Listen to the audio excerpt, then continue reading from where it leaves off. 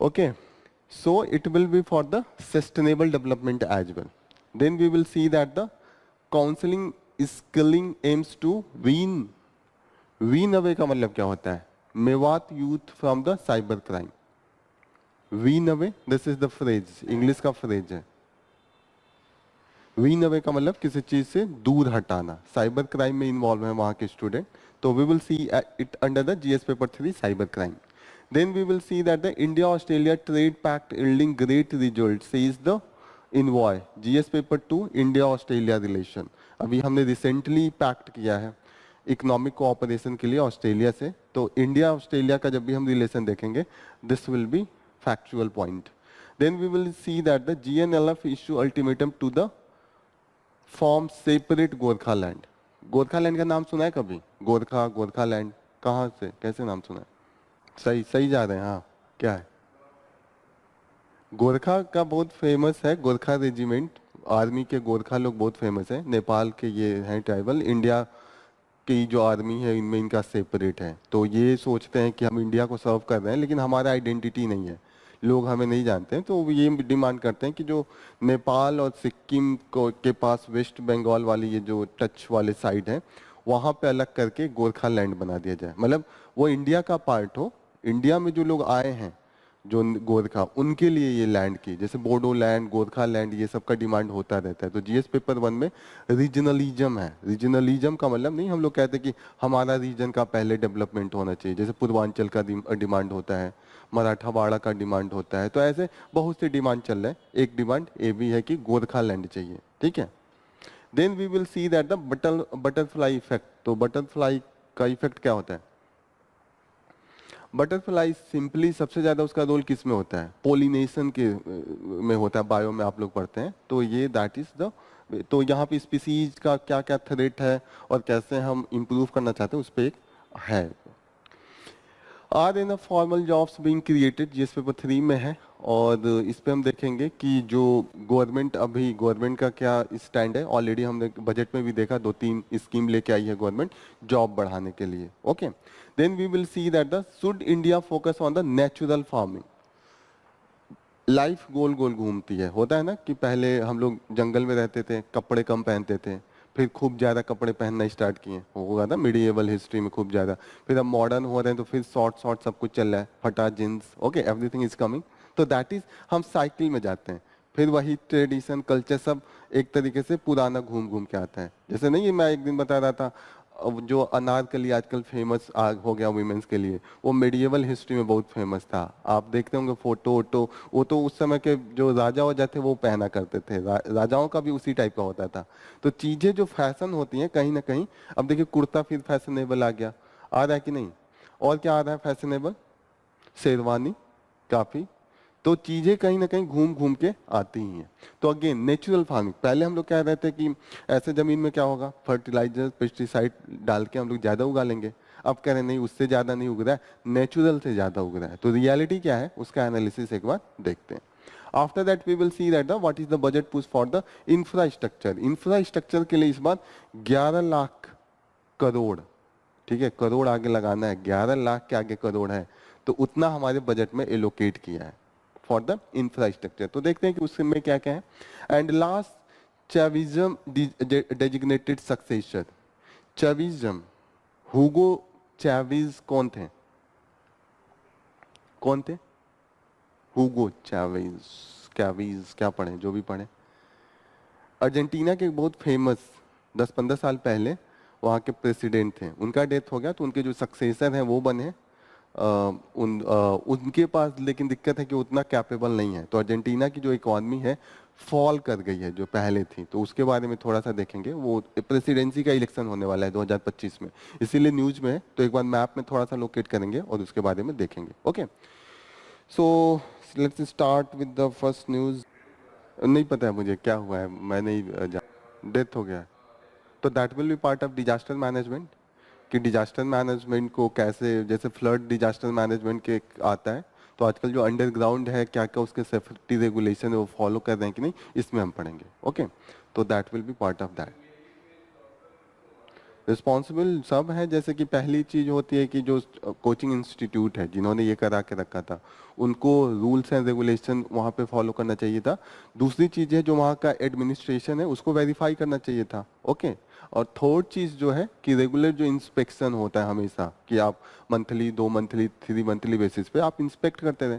चौथी चीज ये है कि फ्लड के टाइम पे भी आपको देखना होता है ना, जो म्यूनिसिपैलिटीज होती है कि कहाँ पे लीकेज हो सकती है, ड्रेनेज नहीं है। ड्रेनेज फ्लड शहरों में इसलिए आता है कि पानी ज्यादा बारिश नहीं होती है, ड्रेनेज चोक हो जाता है, चोकिंग पॉइंट होता है। आप देखेंगे कोटा राजस्थान में भी ये सब होती है। तो these are the points you can write in this. Okay, तो ये तो कॉमन चीज है। दिस कि आग लग जा रहा है कोचिंग्स में, जैसे नहीं होता है कि रिसेंटली हमने देखा। तो these are the things that precautions लेने की जरूरत है। तो that is the main thing. Okay, तो first news is the eighth NITI meet PM calls for the state participation. Okay, और इसलिए ये ज्यादा फेमस हो गया कि ममता बनर्जी इसमें बैठी थी, तो वो छोड़ के चली गई मीटिंग। वो ओनली ओपोजिशन की लीडर थी जो बैठी थी, उन्होंने बोला मुझे बोलने का मौका नहीं दिया गया। What is the NITI Aayog? NITI Aayog के पहले प्लानिंग कमीशन था। इनका मेन काम है कि जो हमारा नेशनल लेवल पे प्लानिंग हो रहा है और कैसे उसका इम्प्लीमेंटेशन हो रहा है, एग्जीक्यूशन हो रहा है, टेक्निकल सपोर्ट, एक्सपर्टाइज, उसके लिए ये national government as well as the state government का क्या करते हैं, सजेशंस और उसको मॉनिटरिंग एवरीथिंग जो इनमें कोलेबोरेशन होता है states, between the states and centre, इसमें ये लोग खास कर ये एक तरीके से एक्सपर्टाइज बॉडी है। ये ना ही कॉन्स्टिट्यूशनल बॉडी है ना ही स्टैट्यूटरी बॉडी है। इसको एग्जीक्यूटिव रिजोल्यूशन के द्वारा लाया गया था। What is mean by the executive resolution? Constitutional body मतलब कॉन्स्टिट्यूशन में लिखा है, स्टैट्यूटरी बॉडी मतलब लॉ बना के लाया गया है, पार्लियामेंट या स्टेट लेजिस्लेटर। और एग्जीक्यूटिव रिजोल्यूशन का मतलब होता है कि गवर्नमेंट ने सिर्फ नोटिफिकेशन गैजेट में निकाल दिया कि एक नया बॉडी बना रहे हैं, ना ही लॉ है ना ही कॉन्स्टिट्यूशन है, तो उसको एग्जीक्यूटिव रिजोल्यूशन से हम कहते हैं कि पास किया है। तो वो इंस्टीट्यूट इतनी मजबूत नहीं होती है। लेकिन ये है कि ये गवर्नमेंट जो है, प्लानिंग कमीशन भी ना ही स्टैट्यूटरी था ना ही कॉन्स्टिट्यूशनल था, उसको फिर से डिजॉल्व करके ये बनाया था। अब इसका भी विरोध हो रहा है कि ये उस तरीके से जो टेक्निकल सपोर्ट के लिए बनाया गया था वो है नहीं। इसकी मीटिंग होती रहती है जिसमें पूरे जो यूनियन कैबिनेट होती है वो होती है, स्टेट्स के लोग आते हैं, स्टेट के चीफ मिनिस्टर उनकी रिप्रेजेंटेटिव आके पार्टिसिपेट करते हैं। तो यही मेन इस न्यूज में है। तो इन्होंने कहा है कि I have stopped all the welfare project, जो उन्होंने आरोप लगाया है कि ममता बनर्जी ने, कि मेरे जितने भी फंडिंग होती थी, जैसे सेंट्रली स्पॉन्सर्ड स्कीम होता है, तो गवर्नमेंट क्या करती है, यूनियन गवर्नमेंट स्टेट गवर्नमेंट को शेयर करती है ना, जो भी उसकी कॉस्टिंग होती है उसका 50% नियर अबाउट समथिंग। क्लियर हो रहा है ये चीजें? तो ये कह रहे हैं कि ये सारे पैसे रोक के रखा है। This is the main thing इस न्यूज में। इतना जानिए कि जो नीति आयोग है that is the technical support body, और न ही कॉन्स्टिट्यूशनल है न ही स्टैट्यूटरी है। That is the main point. यहाँ पे कंटिन्यूअसली अटैक, काउंटर अटैक चल रहा है। जो पुराने जम्मू में हमने देखा, जम्मू में कंटिन्यूअसली अटैक बढ़ गए हैं, और खासकर इसलिए बढ़ रहे हैं जो पुराने रूट्स थे उसको भी ये लोग इस्तेमाल कर रहे हैं इनफिल्ट्रेशन के लिए। क्लियर हो रही है ये चीजें? बीच में केवल कश्मीर वैली में अटैक हो रहा था, लेकिन अब अभी जो न्यू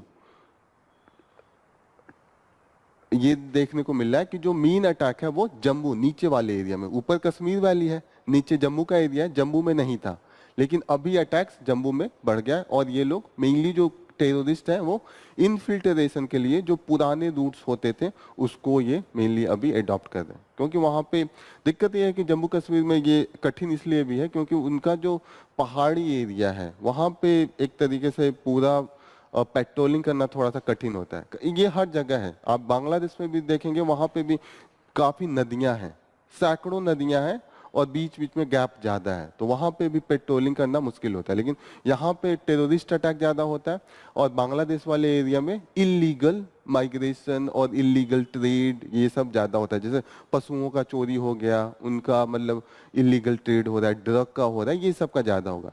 और जो कश्मीर वाले एरिया है, जम्मू वाले एरिया, उसमें टेररिस्ट एक्टिविज्म में मिलिटेंसी इसको कहते हैं, मिलिटेंसी। ओके, तो मिलिटेंसी यहाँ पे ज्यादा है, वहां पे इंसर्जेंसी ज्यादा है। ओके, पबना ब्रिज रामेश्वरम में है, ये फिर से इसको रिपेयर किया जा रहा है, तो ये आपको पता होना चाहिए कि पंबन ब्रिज ये रामेश्वरम में है। जो वो राम जी ने पत्थर फेंक फेंक के नहीं उन्होंने करा था, हा? ये सबसे लंबी नहीं है, सबसे लंबी तो अभी हाल ही में मुंबई वाला जो करा है वो है, नवी मुंबई वाला अटल कौन सा सेतु है वो है। ओके, ये तो नॉर्मल है, ये सिर्फ इसलिए है कि इसको रिपेयर किया, बड़ा ब्रिज नहीं है। कैसे इसको बनाया गया था? जो मेन अभी न्यूज हम लोग पढ़ रहे हैं वो है Himachal witness gradual snowfall pattern shift. Okay, तो नॉर्मल जो सबसे ज्यादा स्नोफॉल होता था वो दिसंबर जनवरी में होती थी, जब विंटर ज्यादा होगा स्नोफॉल ज्यादा होगा। अभी हम देख रहे हैं उस समय कम हो रहा है, लेकिन अक्टूबर में ज्यादा हो जा रहा है और अप्रैल मार्च में हो रहा है।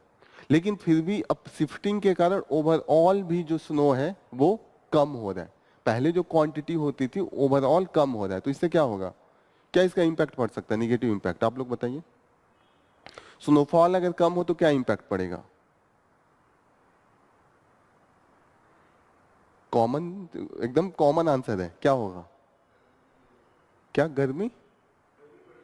वो तो वहां बढ़ेगी ना, हमको क्या इंपैक्ट आएगा? यहाँ पे भी इंपैक्ट आएगा, क्या इंपैक्ट आएगा? अगर स्नोफॉल, नदी में पानी कहाँ से आती है, वहीं से तो बह के, वही तो रीजन है, हमें भी इम्पैक्ट आएगा। जो वाटर की क्वांटिटी होगी वो कम हो जाएगी, जो जनरली ग्रेजुअली कम हो रही है, तो कहीं ना कहीं जो वाटर स्कार्सिटी का इम्पैक्ट है वो आने लगेगा। ओवरऑल देखिएगा कम हुआ है 12%, जो अभी स्टडी आई है वो है। तो this is the main thing. तो आप इस पैटर्न को कभी भी क्लाइमेट चेंज या सस्टेनेबल डेवलपमेंट पे लिख रहे हैं तो ये पॉइंट काफी इंपॉर्टेंट है कि 12% ओवरऑल डिक्रीज हुआ है। और शिफ्टिंग है, जो मेन विंटर होता था दिसंबर जनवरी, वहां से शिफ्ट होके या तो अक्टूबर में हो रहा है या तो मार्च अप्रैल में। मार्च अप्रैल में तो पहले स्नोफॉल होता भी नहीं था, अभी होने लगा है। Okay, that is the main thing. तो ग्लेशियर ही तो है ये। ग्लेशियर कैसे बनता है? स्नोफॉल से ही तो ग्लेशियर बनता है। ग्लेशियर के ऊपर अगर उसके जमीन तो रहेगा ना, ऐसा थोड़े कि नीचे से ही पूरा बर्फ है। अर्थ, वहां पे पहाड़ होते हैं और ऊंचाई के कारण टेम्परेचर कम होता है, तो वहां पे स्नोफॉल होता है, बर्फ के ऊपर बर्फ जमते जाते हैं, वही ग्लेशियर बन जाता है। ऐसा एक लेवल के बाद तो जमीन आएगा ना, पत्थर तो आएगा नीचे।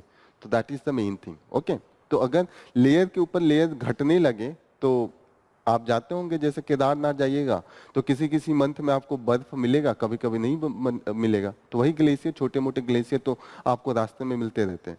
ऐसा नहीं है कि नदी एक ही बार बहती है, नदी छोटे छोटे स्ट्रीम आते हैं। आप जब केदारनाथ या पहाड़ों पे जाएंगे तो वहां पे देखिएगा छोटा छोटा स्ट्रीम आएगा और वही ब्यास में या जो भी नदी है उसमें मिलते मिलते वो बड़ी नदी बन जाती है।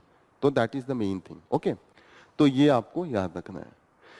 ये वाला इश्यू अब देखते हैं, मोदी जी का जब यूक्रेन में विजिट है तो वहां पे देखते हैं क्या होता है। बैलेंस करने का चक्कर हमारा रहता है, रसा में जाके आए तो अब यूक्रेन के लिए भी बैलेंस करने के लिए जाएंगे। तो ये देखते हैं वहां पे क्या, काफी निगेटिव कमेंट आ रहा था वहां से कि जब हम लोग रसा में गए थे। यहाँ पे हम देख रहे हैं कि counselling skilling aim to wean, wean away मतलब क्या होता है, what is mean by the wean away from the cyber crime. Wean away का मतलब हटाना, जो बच्चे साइबर क्राइम में इन्वॉल्व हैं। साइबर क्राइम में क्यों बच्चे इन्वॉल्व होंगे? What is the main reason, what could be the main reason? सबसे किसी भी क्राइम का अगर यूथ पार्टिसिपेट करता है क्राइम में, जॉब नहीं है, खाली बैठा है, तो क्या करेगा? यही सब करेगा ना। अगर उनके पास पैसे नहीं है और उनके नीड है तो crime, that is the main thing. तो वहां पे मैक्सिमम अनएम्प्लॉयमेंट केसेस बढ़ रही हैं, this is the main thing. और उनको अब कुछ नहीं मिला तो अभी जो साइबर क्राइम है कि उनका पूरा 2 4 10 का ग्रुप बनता है, झूठ मूठ में फोन करेंगे कि एक तो लालच देके कि आप इन्वेस्टमेंट कराइए 5,000 10,000 आपको दोगुना तुनगुना पैसा मिलेगा, फिर वो पैसे मिलते नहीं है। दूसरी चीज होती है कि फेक तरीके से कि आपका बैंक से ये आया है, आप कोड दीजिए, और कोड देने के चक्कर में, वेरिफिकेशन करने के चक्कर में वो पैसे ट्रांसफर कर लेते हैं। These are the main thing. और ये मेनली जो पाया जाता है मियो कम्युनिटी है। मियो कम्युनिटी दे आर एक ट्राइबल ग्रुप माना जाता है कि सेंट्रल एशिया में ये पाए जाते थे, मियो कम्युनिटी। ओके, और यहाँ पे इनको बीच में जब अंग्रेज थे तो इनको क्रिमिनल ट्राइब डिक्लेयर किया गया था। ओके, तो क्या डिक्लेयर किया गया था? Criminal tribe. तो एक होता है सस्पिशन, नहीं होता कि पूरे ट्राइब को ही वो क्रिमिनल डिक्लेयर कर देते थे ब्रिटिशर्स। मेनली उनका ये रीजन था कि अगर ब्रिटिशर्स को लगता था कि ये क्राइम है, मानिए कोई ऐसा ट्राइब है जो एक जगह नहीं रहता है, वो हमेशा घूमते रहता है। तो अब ब्रिटिशर्स को लगता था अरे ये घूम रहे हैं, सपोर्ट नहीं कर रहे हैं स्टेट को, होता है ना, टैक्सेशन नहीं हो पाता है। या मानिए कोई ऐसा टाइप है जंगल में है, उसका मेन काम है पशुओं को मार के अपना जीवन यापन करना, तो अब अंग्रेजों को लगेगा कि अरे ये तो पशुओं को मार रहे हैं, ये क्रिमिनल है। लेकिन उनका तो क्रिमिनल नहीं था, उनका तो उस पे लाइवलीहुड डिपेंडेंट था। लाइवलीहुड का मतलब जीवन यापन। तो क्रिमिनल ट्राइब ये एक एक्ट ही बना दिए थे, और उसके अंडर में जितने भी ट्राइब ऐसे थे जो इनके अनुसार नहीं थे, उनको इन्होंने क्रिमिनल ट्राइब घोषित कर दिया। बाद में जब इंडिया आजाद हुआ, जब हम इंडिपेंडेंस हुए, तो उसके बाद इन ट्राइब को डी नोटिफाइड ट्राइब्स में बदल दिया गया। ओके, तो criminal tribe and they are now denotified tribe. एक बार देखते हैं। मियो, ये है मियो, एंड इनकी हिस्ट्री है कि सेंट्रल एशिया से माना जाता था, माइग्रेट किए थे, और 12th सेंचुरी के आसपास इनका माइग्रेशन स्टार्ट हुआ था। ओके, इनका काफी पार्टिसिपेशन था, जो हमारा 1857 का रिवोल्ट था, जिसे फर्स्ट वॉर ऑफ इंडिपेंडेंस भी कहते हैं। तो इसमें जो मियो कम्युनिटी थी वो काफी बढ़ चढ़ के पार्टिसिपेट की थी। और यहाँ पे कहीं होगा कि इनको क्रिमिनल ट्राइब डिक्लेयर किया था, दे डिक्लेयर्ड इन, कहाँ पे है क्रिमिनल ट्राइब?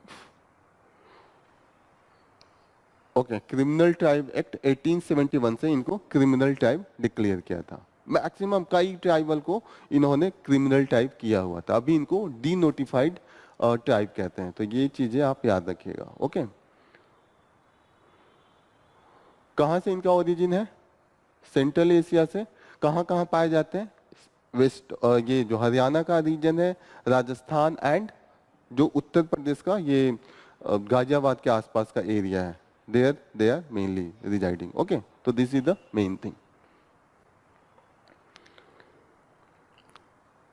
कहाँ कहाँ ये इन्वॉल्व है, किस तरीके की चीजों में? जैसे इनका मेन है कि एक तो इन्वेस्टमेंट को वो लेके, फेक डिजिटल अरेस्ट, मतलब ऐसे फोन करके कहा कि आपने इलीगल क्राइम किया, अरेस्ट हो जाएगा, फिर पैसे दीजिए, बैंक अकाउंट अपना चेक करवाइए। And they are also threat to disconnecting utilities and the sextortion, कि आपका जैसे बच्चों को ऐसे लुभा के या डेटिंग साइट पे जाके एक वुमेन्स के रूप में अपना पूरा फोटो करा, फिर अभी किसी पुरुष को जो चाहते हैं शादी करना, वहां पे गए, फिर फोटो वोटो उन्होंने शेयर किया, तो उसको लेके फिर बाद में वो क्या करने लगते हैं? एक्सटॉर्ट करने लगते हैं, पैसे मांगने लगते हैं। These are the main thing. ये क्लियर हो रहा है? Meo tribe and what is the form of the cyber crime they are involve. तो ये जो 5 तरीके हैं ये लिख लीजिए, साइबर क्राइम के जो मेन तरीके। एक बार मैं इसको जूम करता हूं। पहला जो है that is the investment loans. जैसे होता है ना कि कहा कि आप 1000 दीजिए 3000 देंगे, होता है ना, किसी ऐसा हमारा बिजनेस है काफी तेजी से ग्रोथ है, तो ये सब करके पहला बात उनका वो है। दूसरा है कि फेक डिजिटल अरेस्ट, कि उनको कहा कि आपने, आपके खिलाफ केस हुआ है, आपको अरेस्ट किया जाएगा, तो ये दूसरा है। तीसरा है threat to disconnecting utilities. Utilities का मतलब आपका पानी काट दिया जाएगा, आपका बिजली का कनेक्शन काट दिया जाएगा, आपका जो टेलीफोन का लाइन है वो काट दिया जाएगा, इस तरीके का है। और चौथा है सेक्सटॉर्शन, कि डिफरेंट आपको एलिज करके फंसा के फिर पैसे मांगना स्टार्ट करेंगे। जो कोई सॉफ्टवेयर इंडस्ट्री में कर रहा है, ये ऐसे लोग, अभी कल के न्यूज में था कि किसी से 32 लाख रुपए ले लिया था। जैसे एक फेक डेटिंग साइट पे एक गर्ल्स थी, उन्होंने पहले अपना फेक वो बनाया आईडी, फिर आपस में बात करना स्टार्ट किए, फिर पहले कहा कि मुझे बहुत दिक्कत है, पैसे दो, और धीरे धीरे उस पर ही आरोप लगाना स्टार्ट कर दिया, और बाद में फोन उठाना बंद कर दिया। These are the things that is mainly. Meghalaya group tone away vehicle from the outside state. तो यहाँ पे है नॉर्थ ईस्टर्न आप स्टेट में जाएंगे तो वहाँ पे इनर लाइन परमिट लगता है। जैसे मैं यूपी का हूँ और मुझे नागालैंड में जाना है, तो वहाँ पे जाने के पहले कितना दिन रहना है और क्या पर्पज है जाने के लिए, ये बता के आपको वहाँ रहने के लिए परमिट लेना पड़ता है। उसको इनर लाइन परमिट कहते हैं। और वहाँ पे मैक्सिमम जो स्टेट्स हैं वो यही डिमांड करते हैं कि इनर लाइन परमिट लगा दीजिए, क्योंकि जो बाहर के लेबर आके हमारा जॉब ले रहे हैं। होता है ना कि यूपी, बिहार, उड़ीसा, हम लोग हर जगह पहुंच जाते हैं जॉब के लिए, और हर जगह वहाँ के जॉब अगर वो लोग 100 रुपए में करते हैं तो हम 80 रुपए में, वो 80 रुपए में कर रहे हैं तो हम 50 रुपए में। अगर वो 50 में कर रहे हैं तो हम कहेंगे बस खाना दे दीजिए, हम कर लेंगे, होता है ना। तो फिर वहाँ का जो है मार्केट गिरा देते हैं, खराब कर देते हैं। वहाँ के लोग आए कि एक होता है ना कि इतना लेवल से नीचे नहीं करेंगे, तो that is the main thing. और उसके कारण जो वहाँ के स्टूडेंट फेडरेशन है, जो भी है, जॉब नहीं मिलता है, फिर वो विरोध करते हैं और वो कहते हैं कि इनर लाइन परमिट लगाइए। ओके, इनर लाइन परमिट का मीन ये हमारा कॉन्सेप्ट है कि जो ये ट्राइबल एरिया है, ये लोग भोले भाले होते हैं और हम प्लेन वाले जाके इनके रिसोर्स को छीन लेते हैं। जैसे नहीं होता कि गए वहाँ पे, थोड़ा इनमें है कि थोड़ा ये लोग नेचुरल रूप से, ट्रेडिशनली, कल्चरली भी थोड़ा ये लोग शराब वराब पीते हैं। इनका होता है कि ये नेचुरल पेड़ से डायरेक्ट शराब बना लेते हैं, या चावल से ये लोग, कोई मेथड होता है इनका फर्मेंटेशन, ये सब करके हल्का सा ये शराब बना लेते हैं। अब इन्हें शराब पीने की आदत है। अब हम लोग यहाँ से, यूपी बिहार से ये वाला शराब लेके जाते हैं जो केमिकली बना होता है। फिर धीरे धीरे उनके पास पैसे नहीं होते सिर्फ खेती होता है उनके पास। फिर धीरे धीरे हम उधारी देंगे 10,000 15,000, फिर उस पर इंटरेस्ट रेट लगा देंगे 10% का, तो वो 10,000 का 1,500, फिर 10,000 का उसका बढ़ते जाता है, फिर 40-50,000 हो जाएगा तो हम कहेंगे फिर अंगूठा लगाओ ये अपना जमीन के पेपर पे, फिर पेपर हमारा हो जाता है। तो इसीलिए हमने, गवर्नमेंट ने स्टार्टिंग में ही इनर लाइन परमिट का कॉन्सेप्ट लाया कि ट्राइबल लोगों का एक्सप्लॉयटेशन नहीं हो, क्योंकि एक लेवल के बाद ज्यादा होगा तो रिवोल्ट होने लगता है ना। अंग्रेजों के खिलाफ जैसे रिवोल्ट होता था तो इंडियन गवर्नमेंट के खिलाफ रिवोल्ट होने लगेगा। तो that's why this is the एक तरीके से प्रोटेक्शन है। तो यहाँ पे लेकिन दिक्कत है कि इनर लाइन जब परमिट लगाते हैं तो टूरिज्म भी कम हो जाता है। अब टूरिज्म भी तो एक तरीका है वहाँ के लोगों का कमाने का, बाहर से भले लोग ज्यादा हैं। आपने इनर लाइन परमिट लेबर्स के लिए लगाया, लेकिन जो लोग बाहर से वहाँ पे 4 दिन 5 दिन घूमने भी जा रहे हैं तो उनको भी दिक्कत होने लगता है। अब जितना रिस्ट्रिक्शन होता है हम उतना प्लान उस एरिया में जाने का कम करने लगते हैं। जैसे आपको लगता है 2 दिन गया, कहीं घुसने नहीं दिया तो मेरा 3 दिन खराब होगा। एक नॉर्मल जॉब करने वाला क्या करेगा, 3-4 दिन का छुट्टी लेगा, जाएगा। वो 3-4 दिन का अगर उसे ये शक होने लगे कि वहां अंदर नहीं जाने दिया जाएगा तो वो छुट्टी ले कहीं और चला जाएगा। अब उसको मणिपुर की जगह पे वो केरला चला जाएगा या ऐसे स्टेट में जाएगा जहां पे इनर लाइन परमिट का झंझट नहीं हो। क्लियर हो रही है ये चीजें। तो इसीलिए यहाँ पे हम देखते हैं कि इन्होंने जब स्टार्ट किया तो वहां का जो tourism, hotel industry and restaurant, ये सब है, वहां पे 30% का गिरावट है। तो वो लोग चाहते हैं कि हो फ्री मूवमेंट हो, जो लेकिन स्टूडेंट है जिनको जॉब से दिक्कत है वो लोग चाहते हैं इनर लाइन परमिट लगा दिया जाए। क्लियर हो रही है। तो इस बारे में मत कंफ्यूज रहिएगा कि इनर लाइन परमिट मतलब इंडिया में हम कहीं पे भी फ्री जा सकते हैं। इंडिया में भी हमारे पास रिस्ट्रिक्शन है और काफी अलग अलग लॉ हैं।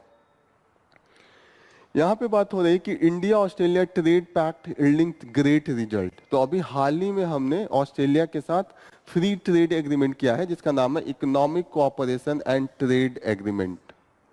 ये नाम लिख लीजिएगा, this is with the Australia. India Australia के बारे में बीच में जो फ्री ट्रेड एग्रीमेंट है उसका नाम है economic cooperation and trade agreement, ECTA, economic cooperation and trade agreement. अब यहाँ पे हमने देखा है कि कंटिन्यूअसली जब से हमने ट्रेड एग्रीमेंट किया है, जो ट्रेड है काफी इंक्रीज हुआ है। जो पहले 37% था वो बढ़ के इस समय 66% के आसपास हुआ है। ओके, लास्ट 5 इयर्स में चीजें पॉजिटिव दिशा में मूव कर रही हैं। जो हमारे वहाँ ट्रेड, जो हम यहाँ पे, वहाँ पे हम क्या भेज रहे हैं, जो कपड़े उपड़े से रिलेटेड है, लेकिन वहां से क्या आएगा यहाँ पे जो ट्रेड होगा। एक चीज हम लोग हमेशा पढ़ रहे हैं, क्रिटिकल मिनरल्स। क्रिटिकल मिनरल्स के काफी चांसेज है वो है। दूसरी चीज है, डेवलप्ड कंट्री की कभी भी बात आएगी तो हम टेक्नोलॉजी हमेशा लाते हैं।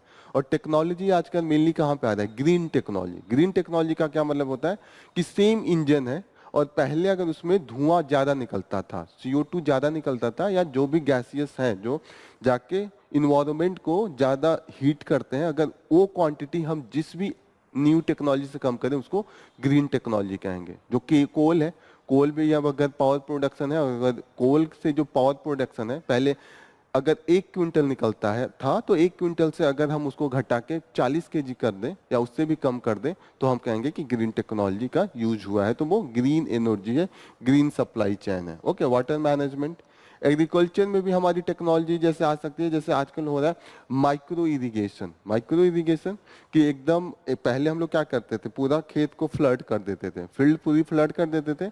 दूसरा मेथड ये है कि हम पाइप लगा के, एक तो स्प्रिंकल होगा, वहां से निकलेगा और एकदम उसके पेड़ पे जाके उसके जड़ पे गिरेगा, तो आसपास का जो पानी है वो बच जाएगा। दूसरा तरीका है कि एकदम जड़ पे पाइप ले जाएंगे और वहीं पे बूंद बूंद ड्रॉप ड्रॉप वो वहां पे, तो इससे क्या होगा, इससे जो एक्स्ट्रा पानी की नीड थी, वाटर की नीड थी, वो कम हो जाएगी। दूसरी चीज फायदा ये है कि इससे जो बीच में वीड निकल आते थे, पेड़ हमने 10 लगाया, बीच में घास फूस भी तो निकल आते हैं, क्योंकि पानी आप चारों तरफ पटा देते हैं, होता है ना। तो कहीं ना कहीं अगर ये ड्रीप इरिगेशन या स्प्रिंकलर इस सब टाइप के अगर इरिगेशन करें तो एक्स्ट्रा जो वीडिंग का कॉस्ट है वो भी घट जाएगा। दूसरी चीज ये है कि जो स्प्रिंकलर है या ये ड्रॉप इरिगेशन है, इसमें हम क्या करते हैं कि फर्टिलाइजर भी मिला के उसी जो जड़ है वहीं पे गिरा देते हैं, तो उससे क्या होगा, जो फर्टिलाइजर का भी नीड होता है वो कम हो जाता है और बहुत ज्यादा इफेक्टिव हो जाता है। All this thing that we can do, okay. तो ये सब एरिया है जहाँ पे इंडिया का एक और डिमांड रहता है कि हमारे पास जॉब चाहिए हमारे लोगों को, तो हम हमेशा ज्यादा वीजा का डिमांड करते हैं कि वीजा दीजिए तो हमारे लोग आपके वहां पे भी जाएं। तो ये हमारे वहां को इन्होंने कुछ नहीं तो 1000 वीजा इन्होंने वो करा है। क्लियर हो रही है। और किस एरिया में और है, green battery manufacturing, green steel, iron, ये जितने भी है टेक्नोलॉजिकल जो अभी हमें नीड है वो हम ऑस्ट्रेलिया से ले सकते हैं। These are the thing where we have potential to enhance our trade. Clear हो रही है ये सब चीजें। ऑस्ट्रेलिया और इंडिया के बीच में क्या कन्वर्जन पॉइंट है।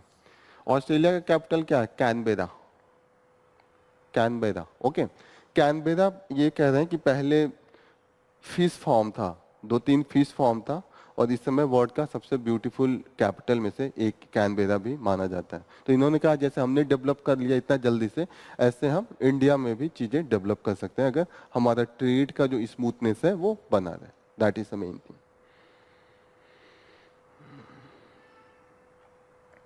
जो गोरखा लैंड यहाँ पे डिमांड हो रही है, ओके। गोरखालैंड का हमेशा होता है कि जो नॉर्दर्न बंगाल एंड जो खासकर हिली एरिया नेपाल से है और सिक्किम से है, वहाँ पे जो गोरखा है उनका है कि आइडेंटिटी क्राइसिस है। जैसे उनसे कोई पूछता है यहाँ पे, तो सबको, हमसे भी कोई भी पूछे तो हम कहेंगे नेपाली लोग हैं, नेपाली लोग हैं। अगर उनका कहना है कि अगर इंडिया में ये एक स्टेट बना दिया जाए तो हमें लोग नेपाल से नहीं इंडिया से जोड़ के देखेंगे। जो हमारे खिलाफ डिस्क्रिमिनेशन होता है, जो हमारी आइडेंटिटी नहीं है, जो हम अपने आप के कल्चर को जो सेव नहीं कर पा रहे, वो हमें, इसके लिए वो काफी दिनों से डिमांड है और उसको लेके हमेशा प्रोटेस्ट होता रहता है। तो that is main demand, okay.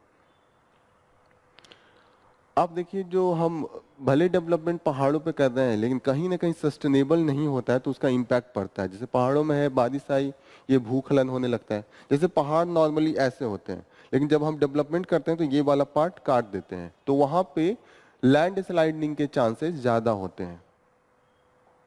जैसे एक सिंपल एग्जाम्पल बता रहा हूँ, जो पहाड़ है ऐसे ही होगा, पहाड़ नॉर्मली ऐसे ही होगा। जब मैं रोड यहाँ बनाऊंगा तो क्या करते हैं कि काट काट के इसको, ये रोड बनेगा तभी तो ये रोड प्लेन जाएगा, ये वाला एरिया कट करके, और इसके बाद ये होता है तो स्लाइडिंग के चांसेस कम होते हैं।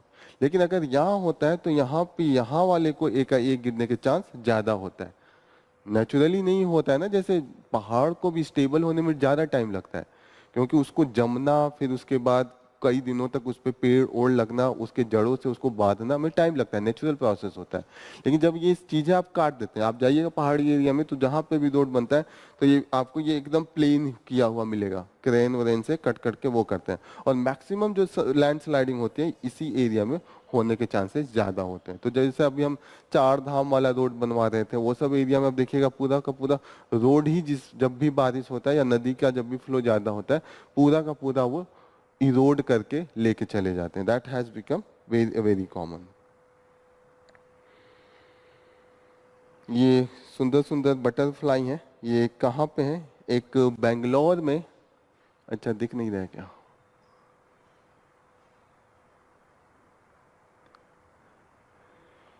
ओके सो ये बटरफ्लाई दिख रही हैं, ये बेंगलोर में बनरहट्टा बायोलॉजिकल पार्क है, वहाँ का ये सीन है। वहाँ पे मेनली जो नेचुरल रूप से बटरफ्लाई के डिफरेंट स्पीसीज जो धीरे धीरे कम हो रहे हैं। एक तो नेचुरल थ्रेट है, नेचुरल प्रीडेटर है इनके। क्या क्या है नेचुरल प्रीडेटर इनके? What are the main predator? Spider, rat, birds, lizard, ये सब खा जाते हैं तितलियों को, ठीक है ना। और जो हमारा अभी हो रहा है क्लाइमेट चेंज सबसे ज्यादा दिक्कत है। जो क्लाइमेट उनका एक टेम्परेचर के जो उनके लिए रेजिस्टेंस कर सकते हैं, होता है ना, एक टेम्परेचर के बाद सरवाइव करने की क्षमता चली जाती है। तो दूसरा ये है। तो इसके लिए कई प्रजातियां थी जो अभी एक्सटिंक्ट हो रही थी, उनको हम आर्टिफिशियली लाके उनकी स्पीसीज को हम ग्रो करवा रहे हैं। जैसे यहाँ पे है, पहले हम इसको लैब में बढ़ाते हैं, लैब में से लाके फिर यहाँ पे नेचुरली छोड़ते हैं और कोशिश करते हैं कि इनको बचाया जाए जो इनके नेचुरल प्रेडेटर है। What are the natural predator? Naturally जो खा जाते हैं। कौन? लिजार्ड, यही सब खाते हैं, लिजार्ड, स्पाइडर। ओके, तो ये इनके नेचुरल। ओके, तो मेन प्रेडेटर्स, प्रेडेटर्स का मतलब समझ में आ रहा है ना, जो दूसरे पे डिपेंडेंट होते हैं, जो खुद का खाना नहीं बनाते, दूसरे को प्रे करके उनका मेन होता है। जैसे लॉयन हो गया, तो ये सब प्रेडेटर्स हैं। इसका ये नोट कर लीजिएगा, Bannerghatta biological park, this is associated with the Bengaluru. और ये मेनली जो बटरफ्लाई के डिफरेंट स्पीसीज हैं उनके कंजर्वेशन के लिए यहाँ पे स्पेशल प्रोविजन लेके आए हैं।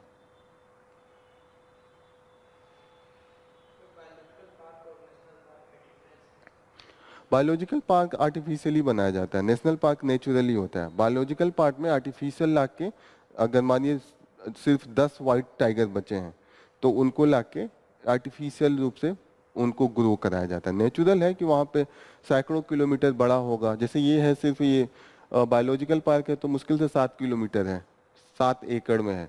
लेकिन आप जाइए जो नेशनल पार्क है, जैसे कि जिम पार्क, ये जिम कॉर्बेट और कहीं पे भी, तो वो सैकड़ों किलोमीटर में दूर होते हैं। वो नेचुरली वहाँ पे शेर घूमेगा। यहाँ पे होगा कि लोग जाके वहाँ पे देखते उखते भी रहते हैं। जैसे होता है ना जू, आर्टिफिशियल होता है, नेचुरल नहीं होता है। Same is the biological park as well.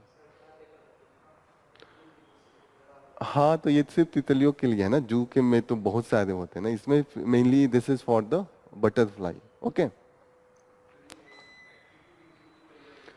हाँ बिल्कुल, इन सीटू का मतलब जो उनका नेचुरल है। जैसे ये कह रहे हैं, दो तरीके का कंजर्वेशन हम फॉलो करते हैं। पहला होता है इन सीटू।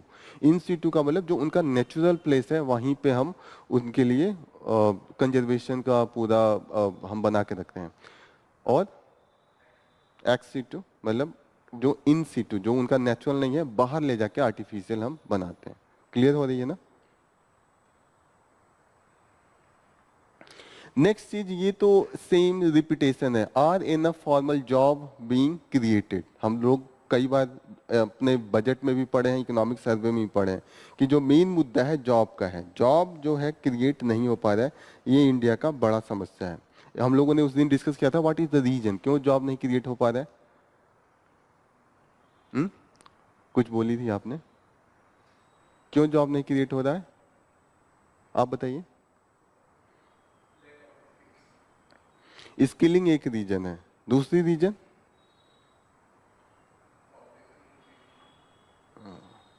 पॉपुलेशन तो एक रीजन है, लेकिन पॉपुलेशन इंक्रीज होने के बाद भी जॉब क्रिएट कर सकते हैं। चाइना में तो जॉब क्रिएट कर रहे हैं ना, वहां पे भी तो पॉपुलेशन बढ़ ही रहा है। जो हमारा डेवलपमेंट का मॉडल है, जैसे एग्रीकल्चर के बाद सारी कंट्रीज शिफ्ट करती हैं मैन्युफैक्चरिंग की तरफ, इंडस्ट्री की तरफ। इंडस्ट्री में जो कैपेसिटी होता है एब्जॉर्ब करने का लेबर को, वो ज़्यादा होता है। लेकिन इंडिया का जो शिफ्टिंग हो रहा है लेबर से डायरेक्ट एग्रीकल्चर से सर्विस सेक्टर में जा रहे हैं। सर्विस सेक्टर में उतनी नहीं जरूरत होती है। सब सर्विस सेक्टर में इन्वेस्टमेंट बहुत ज़्यादा होगा, लेकिन जो वर्कफोर्स का नीड होगा वो बहुत कम होता है। आपने देखा होगा कोई भी सॉफ्टवेयर कंपनी है, जैसे एक दिन एग्जांपल दे रहा था कि मुझे अगर एप्पल का एक मोबाइल और एक लैपटॉप खरीदना है तो मुझे 2 लाख रुपए लेके जाऊंगा और इतना छोटा लेके आऊंगा। एक आदमी बैठ के वो करोड़ों का डीलिंग करता होगा, 100 लोग आ गए, 1.5 करोड़ 2 करोड़ का हो गया। लेकिन वही अगर आपको इसके लिए एक चिप्स की फैक्ट्री खोलनी है तो आप 1 लाख में एक ट्रक पूरा आलू खरीद लेंगे और उसको चढ़ाने में उतारने में 10-15 लोग लगेंगे। फिर आलू काटने में 20 लोग लगेंगे, छीलने में 10 लोग, काटने में 10 लोग, धोने में 10 लोग। कुछ नहीं तो सिर्फ आप 4-5 लाख का भी देखेंगे तो 20-25 लोगों का जॉब होगा। करोड़ों में अगर लगाएं तो बहुत लोगों का बहुत बड़ा एरिया होगा। आलू कटिंग ना। लेकिन जो ये लैपटॉप ये सब बनाने में भी उतना ज्यादा लोग की जरूरत नहीं होता, मैक्सिमम मशीन का यूज होता है। बहुत कम लोग मिलके बहुत ज्यादा पैसे का वो करते हैं।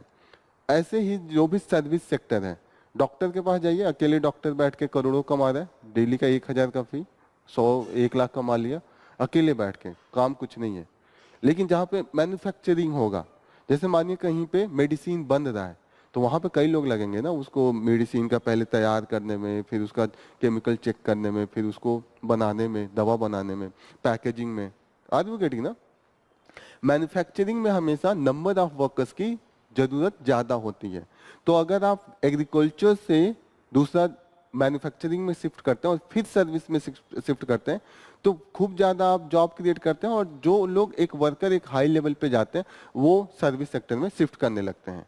लेकिन यहाँ पे डायरेक्ट आप एग्रीकल्चर से उसमें कर रहे हैं तो एक तो जॉब कम होगा, और जो शिफ्ट करने की कैपेसिटी है, डायरेक्ट जो फार्मर है उसका इतना स्किल नहीं होगा कि वो डायरेक्ट लैपटॉप बनाने की कंपनी में काम करे या डॉक्टर बन जाता है, या सर्विस में वही होगा ना जो सिर्फ कोई मैन्युफैक्चरिंग ना करे, सिर्फ अपने नॉलेज से या अपने एक्सपर्टाइज से सर्विस दे। आर यू गेटिंग ना। तो वहां पे जॉब की जो नंबर ऑफ वर्कर्स है कम होंगे, और जो स्किलिंग है वो बहुत हाई लेवल की जरूरत होती है। इंडिया में हमने ये देखा, सॉफ्टवेयर कंपनी खूब हो गए, विप्रो एंड दिस इन्फोसिस, आप लॉट ऑफ देखेंगे, लेकिन जो मैन्युफैक्चरिंग में जो हमारा प्रोडक्शन है वो उस लेवल का नहीं है। That is the main reason. Government उसके लिए अभी जो कई इस बार 3-4 स्कीम लेकर आए। पहला ये कह रहे हैं कि hiring for the first time employ के लिए वो 15,000 रुपए दे रहे हैं, कि नया नया अगर मैं पहली बार जॉब पकड़ रहा हूँ अपनी लाइफ में, तो 15,000 गवर्नमेंट सब्सिडी के रूप में देगी 3 इंस्टॉलमेंट में। एक दूसरा ये, इससे ये होगा कि जो एम्प्लॉयर है वो नया जॉब देने के लिए ज्यादा खुश होगा, क्योंकि अलग से गवर्नमेंट सब्सिडी दे रही है। दूसरा इन्होंने कहा है कि 25% ऑफ द 25,000 का अगर किसी का जॉब है तो उसका 24% गवर्नमेंट देगी, अगर वो फर्स्ट टाइम, जैसे यहाँ पे फर्स्ट टाइम जॉब है, यहाँ पे ये है कि न्यू वर्कर्स और फर्स्ट टाइम वर्कर्स में डिफरेंस है। जैसे मैं किसी कंपनी में जॉब कर रहा था, छोड़ दिया, फिर दूसरे में गया, तो उस कंपनी के लिए मैं न्यू वर्कर हूँ।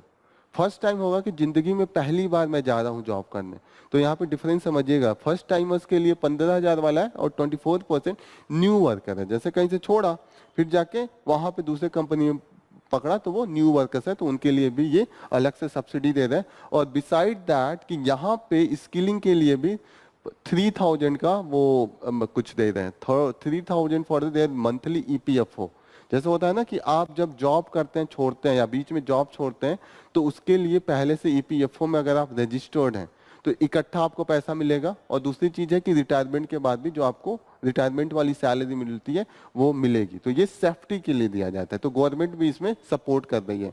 जैसे इसमें होता है कि जो एम्प्लॉयर है उसको देना पड़ता है, लेकिन गवर्नमेंट कह रही है कि 3,000 हमारी तरफ से भी कंट्रीब्यूशन है।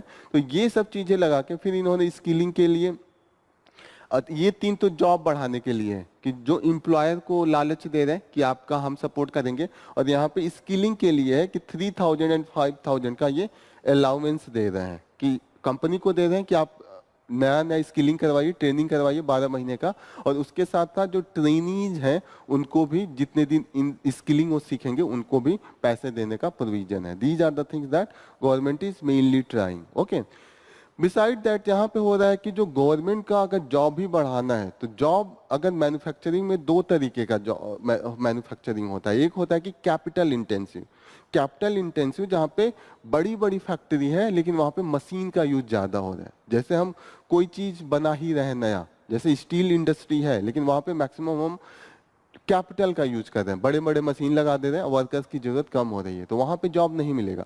लेकिन जो मिडिल स्टेज पे जो होते हैं, small medium and the micro small and the medium industry, वहां पे हाथ से लेबर ज्यादा काम करता है। जैसे नमकीन बनाना है तो नमकीन छानने वनने में होगा, वहां पे इतना जैसे अब कार की फैक्ट्री होती है तो वहां पे सब कुछ मशीन से हो जाता है, जो भी है आप स्टील बना के ला रहे हैं सब वहां पे ये असेंबली लाइन में सब चीजें होती है, मशीन लगी रहेंगी, वो फटाफट चीजें करेंगी। लेकिन अब आप नीचे जो अर्बन एरिया है, जो छोटे छोटे अर्बन एरिया, वहां पे जो छोटी छोटी फैक्ट्रियां हैं, जैसे कि कोई नमकीन बना रहा है, कोई मिठाई बना रहा है, डिफरेंट तरीके के होते हैं ना, आप लोग खाते होंगे, जैसे सोन पापड़ी हो गया, तो उसको बनाने में अलग से जरूरत होती है। तो कहीं ना कहीं वहां पे जॉब क्रिएट करने का, लेबर इंटेंसिव ऐसे मैन्युफैक्चरिंग इंडस्ट्री को कहते हैं, और यहाँ पे वर्कर्स की जरूरत ज्यादा होती है, तो वहां पे जॉब क्रिएट करने के चांसेस ज्यादा होते हैं। दूसरी चीजें ये बोल रहे हैं कि जो मनरेगा है, मनरेगा में ऑलरेडी आप जॉब दे ही रहे हैं, तो उसकी थोड़ी क्वालिटी और अच्छा कर दीजिए, कि वहां पे जो पे है उसको बढ़ा दीजिए, जो आप काफी 200-300 करके रखें, एक अच्छा स्किलिंग दीजिए। और उसमें मनरेगा समझ में आ रहा है ना, एक गवर्नमेंट इस स्कीम चलाती है, Mahatma Gandhi national rural employment guarantee scheme.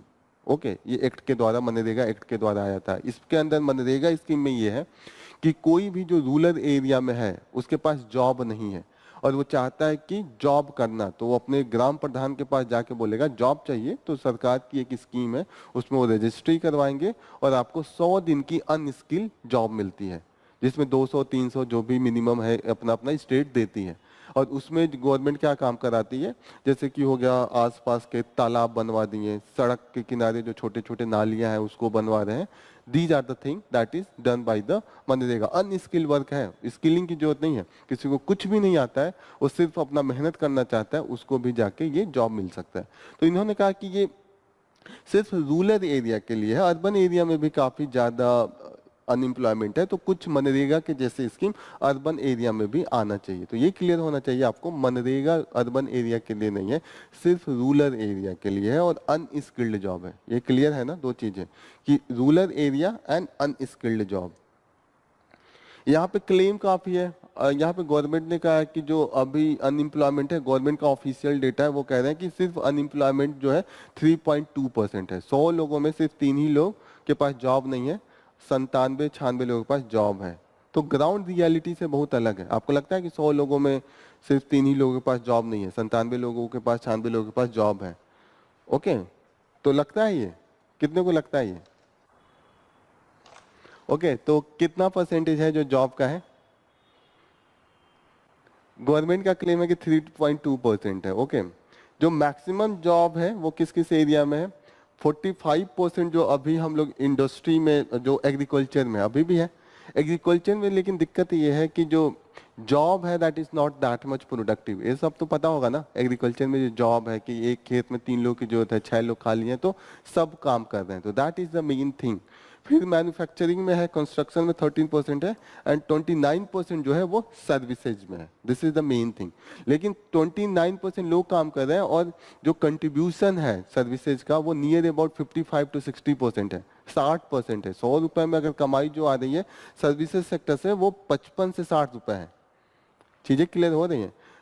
जो कमाई एग्रीकल्चर से आ रही है वो 15 रुपए आ रही है 100 रुपए में, 15 से 70% के आसपास ये जीडीपी का पार्ट होता है। लेकिन जो वर्कर्स है वो 45% है, 45 लोग हैं 100 में से। तो चीजें क्लियर आ रही हैं कि कैसे पैसा उसमें कम है लेकिन वहां पे जो इंगेजमेंट है वो ज्यादा है।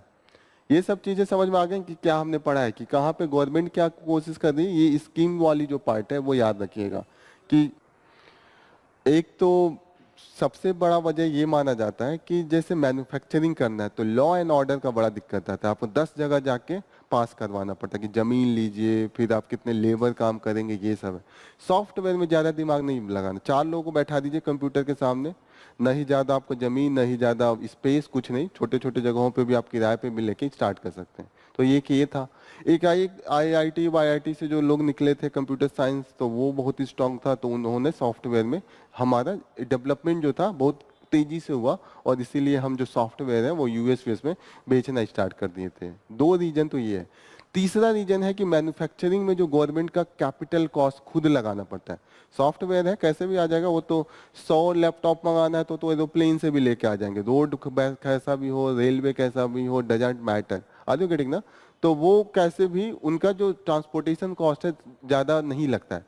तो आप देखिएगा कि जो बीपीओज हैं छोटे छोटे शहर के किनारे भी लगा के वो काम करवा लेते हैं अपना बीपीओज, ओके, वहीं से उनका चल रहा है। फोन पे ये आप कॉल सेंटर ये सब वाली जॉब देखते होंगे, ये सिर्फ बैठे बैठे बात कर करके पूरी इनकी बिजनेस चलती है।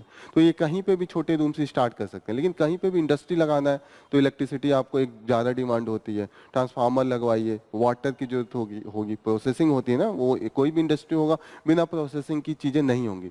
तो कहीं ना कहीं काफ़ी ज़्यादा कैपिटल की नीड होती है, लिंकेजेस की नीड होती है। पहले इनपुट लिंकेजेस, इनपुट का मतलब कि आप रॉ मटेरियल कहाँ से ला रहे हैं, फिर होता है कि आउटपुट लिंकेज, इसको backward linkage and forward linkage कहते हैं। बैकवर्ड लिंकेज का मतलब इनपुट्स कहाँ से आ रहा है, फॉरवर्ड लिंकेज का मतलब होता है कि अब तैयार हो गया सामान तो बिकेगा कहाँ, मार्केट में भी ले जाके बेचना है। सॉफ्टवेयर इंडस्ट्री कहीं से रह के कहीं पे भी बेच देंगे, उनको सॉफ्टवेयर देना है, ऑनलाइन कह देंगे कि ये सॉफ्टवेयर हम अलाउ कर रहे हैं, आप डाउनलोड कीजिए, 2,000 रुपये दीजिए। आप पढ़ते होंगे बहुत सारी चीज़ें होती होंगी, जैसे आपको वीडियो एडिटिंग करनी है या आपको बहुत से काम होते हैं जहाँ पे सॉफ्टवेयर की नीड होती है, यू हैव टू जस्ट पे, वो वहीं से बैठ के बेच रहे हैं। तो these are the thing, manufacturing में गवर्नमेंट को काफी हार्ड वर्क करना पड़ता है।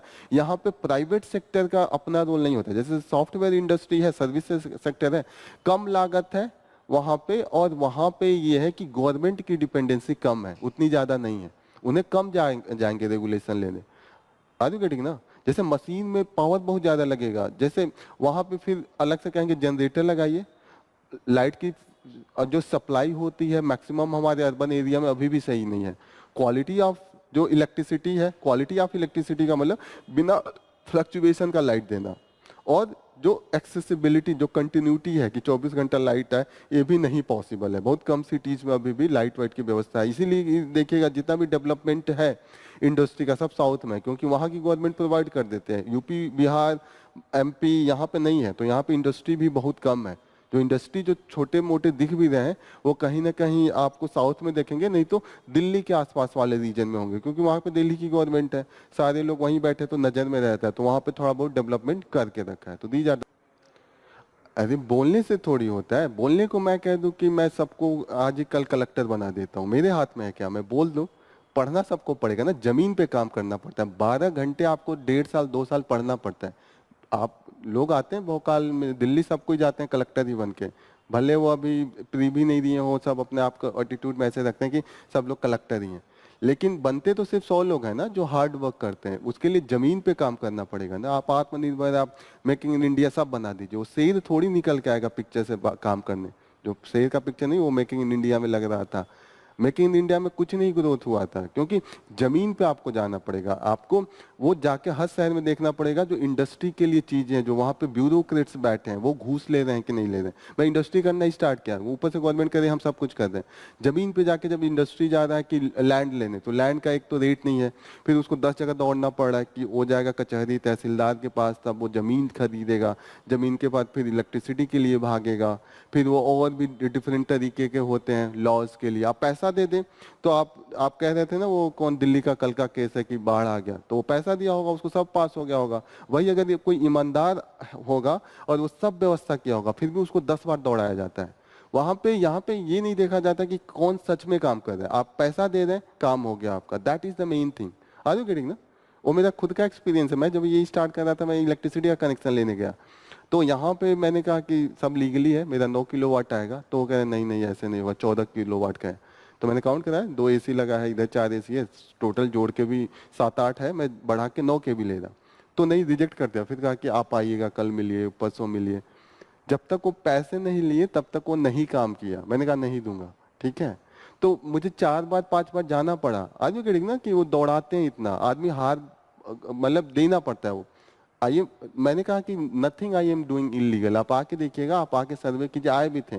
फिर कहने डीएसओ के पास जाइए, पता नहीं यहाँ गांधी बलदेव प्लाजा के बगल में बैठते हैं, हाँ कुछ ऐसे ऐसे, तो एकदम वो आपको इतना दौड़ा देंगे ना। यहाँ पे लीगली अगर आप सही में लगा के काम करना चाहते हैं, यू कैन नॉट वर्क। वो कहने के लिए ऊपर से कहें कि सब कुछ राम राज्य आ गया, पर जमीन पे जाइए तब पता चलेगा। एक दिन मैं दिखाया था ना कि 700 स्कीम है, आप ही लोगों से पूछा था कि कितनों को 5 स्कीम मिलता है, तो किसी को नहीं था, 2 स्कीम भी नहीं था। तो वो पेपर पे जो चीजें अच्छी दिखती हैं, सही में वो चीजें अच्छी नहीं होती हैं, मतलब उतना रियलिटी में नहीं दिखता है। तो गवर्नमेंट तो बहुत कुछ कह रही है कहने के लिए, हाँ, लेकिन काम भी हुआ है कुछ कुछ एरिया में, रोड वोड बनाए हैं, लेकिन रोड का भी यही दिक्कत है कि टोल टैक्स काफी बढ़ गए हैं। जैसे होता है ना कि वो प्राइवेटाइज कर दिया है। पहले जो होता था कि आप रोड बहुत दूर जाएं तो कहीं कहीं टोल देने को मिलता था, आप अब हर 40 किलोमीटर पे एक टोल टैक्स का बन जाएगा, तो कहीं ना कहीं प्राइवेटाइज कर दिया है चीजों को। तो ये सब चीजों की भी दिक्कतें हैं। जैसे मैन्युफैक्चरिंग के लिए आपको सच में हर जगह हर शहर में काम करना पड़ेगा, ऊपर से लेकर नीचे तक चीजें सही होनी पड़ेगी। ऐसा नहीं है कि इंडिया के पास बहुत पोटेंशियल है, काम करना चाहे तो हम लोग बहुत कुछ कर सकते हैं, जितना पोटेंशियल है, पॉपुलेशन है, वर्कर है, नेचुरल रिसोर्सेज है, पानी है, नदियां हैं, सब कुछ तो है। लेकिन यही है कि कुछ लोग जो डेडिकेटेड होके, नेता से लेके जो ब्यूरोक्रेट्स हैं, तो वो लोग काम करें। तो वही आप लोग जाइए, आप लोग ईमानदारी दिखाइएगा तो आपके डिस्ट्रिक्ट में काम अच्छा होगा। कहीं पे भी कोशिश कीजिएगा कि चीजें नहीं हो, मतलब जो ये पैसे वैसे को लेके चीजें आती हैं वो कॉस्ट बढ़ा देती है, और जो इंडस्ट्रियल पर्सन होता है उसकी कॉम्पिटेंसी घटा देती है। वो होगा ना कि वो अब जब इतने लोगों को दे देगा तो उसका कॉस्ट इफेक्टिव क्या रहेगा, या तो वो क्वालिटी के साथ कॉम्प्रोमाइज करे, और दूसरा या तो वो कंपटीशन नहीं कर पाएगा, रेट बढ़ा दे, दो ही चीज करेगा। तो रेट बढ़ा देगा तो बिकेगा नहीं, आर यू गेटिंग ना, और क्वालिटी के साथ कॉम्प्रोमाइज करेगा फिर ज्यादा दिन तक डिमांड चलेगी नहीं। तो these are the things that is mainly, वरना थोड़ी चाइना से आके यहाँ सब कुछ बेच रहे होते हैं, हम एक मोबाइल नहीं बना पा रहे हैं अपना और वो सब कुछ बना के भेज रहे हैं। तो this is the main thing. Next important news जो हम लोग लेने जा रहे हैं, should India focus on the natural farming. Okay, तो what is this natural farming? गोल गोल हम घूम रहे हैं कि अब हम नेचुरल फार्मिंग की बात कर रहे हैं कि हम कुछ भी केमिकल का यूज नहीं करेंगे, जो नेचर से मिलेगा, जैसे कि काऊ डंग, गोबर से बना के खाद बनाएंगे, वो लगाएंगे, फिर नीम से हम इंसेक्टिसाइड को मारेंगे, फिर हम ऐसा व्यवस्था करेंगे कि एक जो कीट खाने वाला है, जैसे पेड़ है, क्रॉप है, क्रॉप की डिपेंडेंसी पेड़ पे रहे और पेड़ की डिपेंडेंसी जो रहे वो एनिमल से रहे। एक ही जगह हम तीनों लगा देंगे कि मानिए हमने पशुपालन कर लिया, उसी खेत में हमने खेती भी कर ली, घास भी उगा लिया, फिर कुछ क्रॉप भी उगा लिया और पेड़ भी लगा दिया, सब कुछ एक जगह लगा दिया। तो जो गोबर बनेगा वो मैं खेती में लगा दूंगा, और जो घास वास निकलेगा, जो पत्ते निकलेंगे वो मेरे गाय भैंस खाएंगे, फिर पेड़ों से जो फल आएगा वो भी मैं बेचूंगा, उसके भी जो पत्ते निकलेंगे गाय भैंस खाएंगे। तो ऐसे जो है integration of all this thing, यहाँ पे है कि integration of crop, trees and live stock, इसमें हम करेंगे और सब चीज नेचुरल लाएंगे, डायरेक्टली या इनडायरेक्टली कहीं से भी वो केमिकल या कहीं से भी आउटसाइड नहीं रहेगा। तो इसका एक फायदा होगा, एक फायदा क्या होगा, इनपुट कॉस्ट कम हो जाएगी, कि जो हम लोग बार बार जाते हैं खरीदने फर्टिलाइजर्स, इंसेक्टिसाइड, सीड्स, उसकी जो डिपेंडेंसी है कम हो जाएगी। ओके, दूसरी चीज ये है कि जो सॉइल की उर्वरा शक्ति, जो उसकी फर्टिलिटी थी वो धीरे धीरे बढ़ेगी, क्योंकि केमिकल का तो यूज कर नहीं रहे हैं। तो जो हमने उसको एक्सप्लॉयट किया है वो रिकवरी हो जाएगा, रिस्टोरेशन हो जाएगा। और जो डिफरेंट टाइप, जैसे हम कई क्रॉप लगाएंगे, कई पेड़ लगाएंगे, इनमें है कि हम पेड़ों में भी डाइवर्सिफाई कर दें, कि मानिए एक कोई पेड़ है वो नाइट्रोजन लेता है और दूसरा फास्फेट लेता है, वो नाइट्रोजन निकालता है, तो हमें ना नाइट्रोजन की देने की जरूरत होगी और ना ही फास्फेट की। फॉर एग्जांपल, जैसे कि जो हम दाल के अब पेड़ लगाते हैं, अरहर का जो भी है, पल्स के, उनके जड़ों से नाइट्रोजन अपने आप ही वो बनाते हैं रिएक्ट करके, तो नाइट्रोजन की जरूरत होगी। तो ऐसे हम नाइट्रोजन, फास्फेट सब उस क्रॉपिंग पैटर्न को ऐसा इंटरमिक्स करेंगे कि एक दूसरे को वो प्रोवाइड कर देगा। क्लियर हो रहा है ये चीजें? तो that is the natural farming. पहले इसका नाम गवर्नमेंट लेके आई थी जीरो बजट नेचुरल फार्मिंग, इसका नाम था, पहले गवर्नमेंट इसके साथ आई थी। अभी इसका नाम बदल के भारतीय प्राकृतिक कृषि पद्धति, इसका नाम अभी ये है। पहले इसका नाम था जीरो बजट नेचुरल फार्मिंग, अभी इसका नाम है भारतीय प्राकृतिक कृषि पद्धति। ओके, इसमें जो हमारा बजट का जो हमारा स्कीम चला रहे हैं 2019 से लेकर 2024-25 के बीच में 4,645 करोड़ को हमने इसके लिए आवंटन किया, that we have allocated. Okay, अब दिक्कत है कि ये तो दिखने में बहुत सही लग रहा है कि ये सब चीजें हैं, काफी सब कुछ नेचुरल होगा, ऑर्गेनिक होगा और उसके बाद से लोगों का, फार्मर्स का बहुत फायदा होगा। लेकिन जो रियलिटी है, जो हमारी कई स्टडी आए हैं, जैसे IIFSR एक इंस्टीट्यूट है, रिसर्च इंस्टीट्यूट, इन्होंने स्टडी किया, इन्होंने देखा है कि जब हम ऑर्गेनिक फार्मिंग, जो नेचुरल फार्मिंग है वो कर रहे हैं तो प्रोडक्टिविटी घट जा रही है। जो उनमें जैसे हम आर्टिफिशियल सीड लेके आते हैं, जो नए वैरायटी का सीड लेके आते हैं और जो जंगली वैरायटी का सीड है, उसके बीच में काफी डिफरेंस आ रहा है।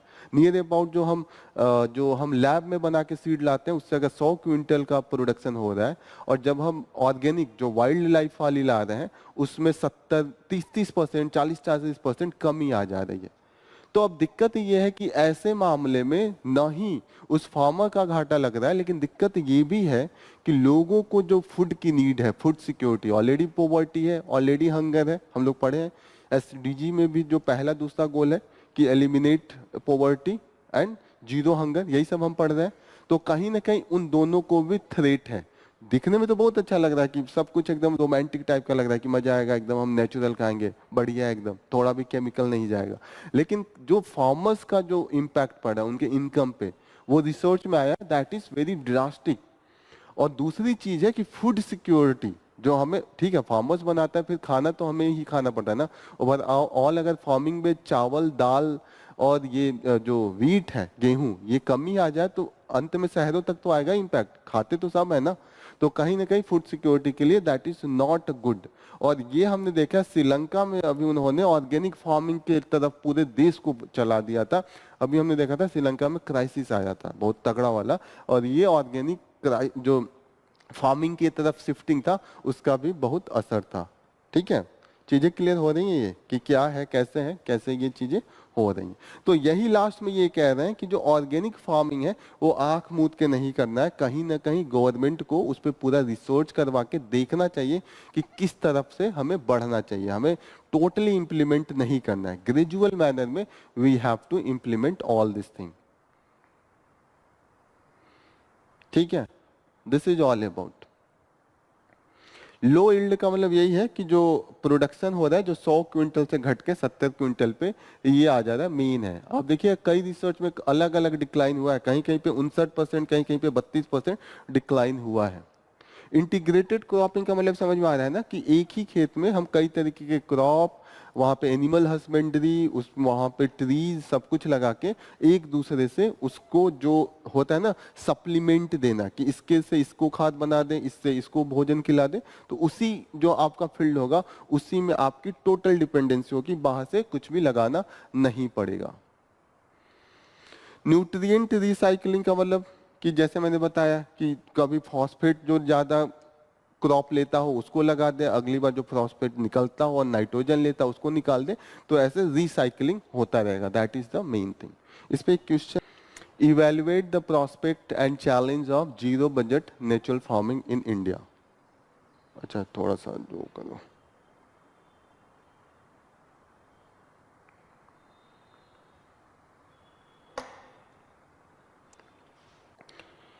evaluate the prospects and challenges of zero budget natural farming in India। कैसे इसको लिखेंगे, क्लियर है ना। पहले आपको अच्छाई लिखना है कि क्या क्या पॉजिटिव इंपैक्ट होंगे।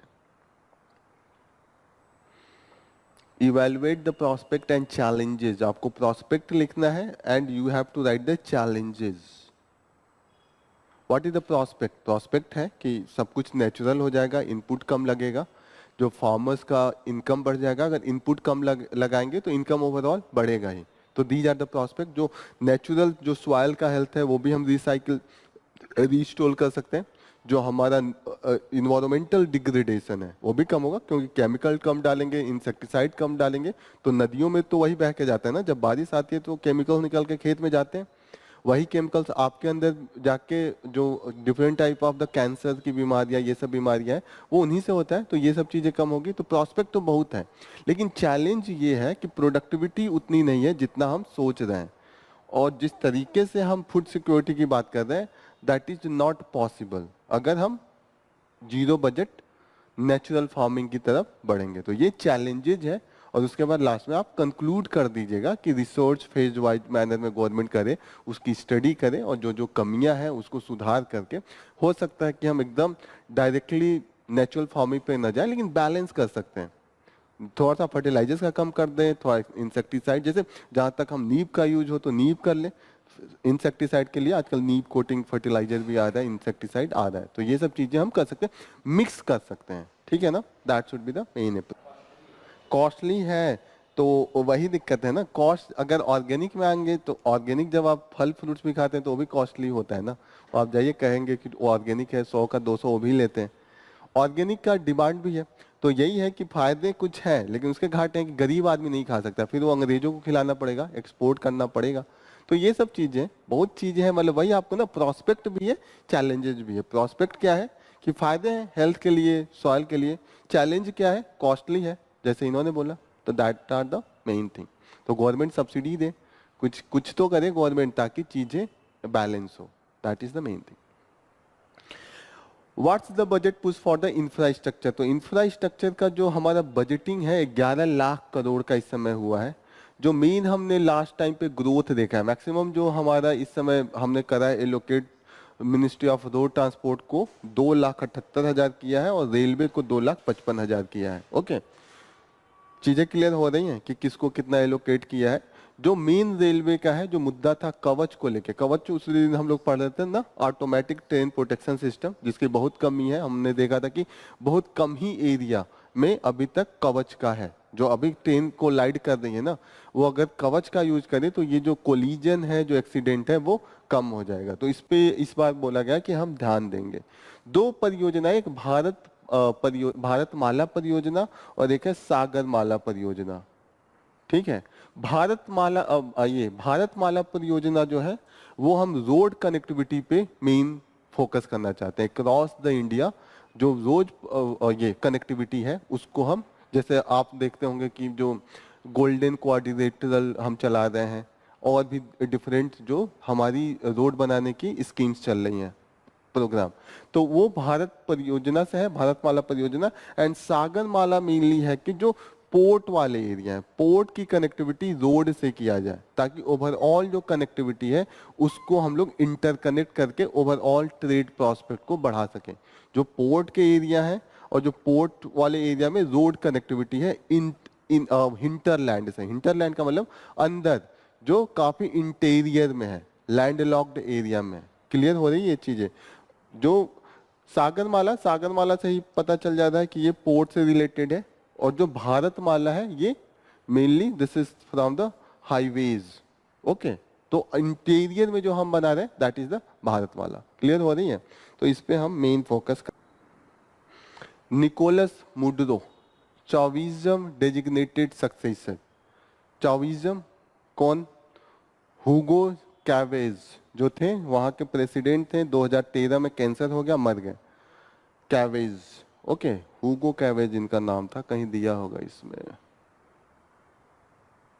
हुगो कैवेज। ओके, तो ये this is from the, particularly this is in the Venezuela. Okay, Venezuela की जो मेनली इकोनॉमी है वो किस पे डिपेंडेंट है? क्रूड ऑयल, पेट्रोलियम प्रोडक्ट पे डिपेंडेंस है। वहां पे वर्ल्ड का लार्जेस्ट रिजर्वायर पाया गया है। अभी तक सऊदी अरेबिया वाले एरिया में था, लेकिन अभी जो रिजर्वायर पाया गया है वो वेनेजुएला में है, और वेनेजुएला का प्रोडक्शन काफी इंक्रीज हुआ है। तो 2000 आप देखिएगा, 2007 से लेकर 2012 में सडनली जो क्रूड ऑयल का प्राइस सडनली बहुत बढ़ गया था, 120 रुपए पर बैरल चला गया था, 120 डॉलर पर बैरल। ओके, तो ऐसे में जो वेनेजुएला था उसने सोशलिज्म वाला सिस्टम अपनाया। सोशलिज्म में क्या होता है कि गवर्नमेंट लोगों के लिए सब कुछ प्रोवाइड करती है, एजुकेशन, हॉस्पिटल, जो बेसिक नीड होते हैं जैसे खाने के, दाल चावल सब्जी जो भी है उस पर सब्सिडी देंगे, वाटर इलेक्ट्रिसिटी सब सस्ते दाम पे है। तो वहां पे प्राइवेट कंपनियों का रोल कम कर दिया था। इन्होंने कहा था कि मैक्सिमम जो गवर्नमेंट कंपनीज होगी वही सब कुछ प्रमोट करेगी। तो लोगों को बहुत अच्छा लगा कि एक बार फिर रिवोल्यूशन आ रहा है, लोगों के लिए एकदम लोगों की खुशी की बात हो गई, मतलब कि लोग खुश हैं, एकदम रामराज जा गया। 2013 तक चला, 2013 में ही डाइड, कैंसर हो गया उनको। He was good person as well, वो पर्सनली भी वेरी गुड पर्सन, कि उसका कुछ नहीं था मतलब कुछ। लेकिन जो उनके सक्सेसर उन्होंने, हुगो चैवेज, इनके जो सक्सेसर है निकोलस मॉडरो, ये हैं। He was incapable person. होता है ना कि कभी कभी आप किसी अच्छे आदमी के अंडर में हो, आप दिखाने के लिए हाँ मैं हाँ भर रहे हो कि बहुत है, लेकिन इंटरनली आप अच्छे नहीं हो। बाद में पता चलता है जब पावर आ जाती है। होता है ना कि पावर नहीं हो तो हर आदमी अपने आप को बहुत ईमानदार दिखाएगा। अरे जब मौका ही नहीं आएगा तो सब होगा ना। जैसे आप नॉर्मल जाइए कि ऐसे कोई रिक्शे चला रहे हैं, तो ऐसे उसके पास मौका नहीं है तो वो तो दिखाएंगे ही कि अरे नहीं मैं बहुत ईमानदार हूँ, भले मैं गरीब हूँ, यही बोलेगा। लेकिन जिस दिन कभी बारिश आ जाए, कोई रिक्शा नहीं है, उस दिन वो तुरंत 20 का 50 कर देगा कि दीजिए तो जाएंगे, नहीं तो नहीं जाएंगे। तो होता है ना कि जब तक मौका नहीं है तब तक तो हर आदमी दिखाता है कि मैं बहुत ऑनेस्ट हूँ, बहुत अच्छा हूँ, बहुत सीधा हूँ। लेकिन असली पहचान आदमी की तब होती है जब आप पावर दे दीजिए। कहा जाता है ना कि power corrupts the person and absolute power corrupts absolutely. होता है ना कि जब एकदम एब्सोल्यूट पावर दे दिया जाए तब पता चलेगा कि कोई बुरा, कोई आपके खिलाफ थोड़ा बोले सह नहीं पाएंगे, तुरंत पावर नहीं है तो क्या कर लेंगे, चुपचाप चले जाएंगे, मैं सीधा साधा हूँ। लेकिन 10 पुलिस, पूरी पुलिस फोर्स आ जाए फिर तो आप 10 केस चलवा देंगे, चलो बताता हूँ पुलिस स्टेशन में। ये सब चीजें आने लगती हैं, दैट इज द थिंग। तो ये जब पावर में आए, after that he shows the his real face. जो वहाँ का विरोध होता था उसके खिलाफ कंटिन्यूअसली ही स्टार्टेड रिप्रेसिंग।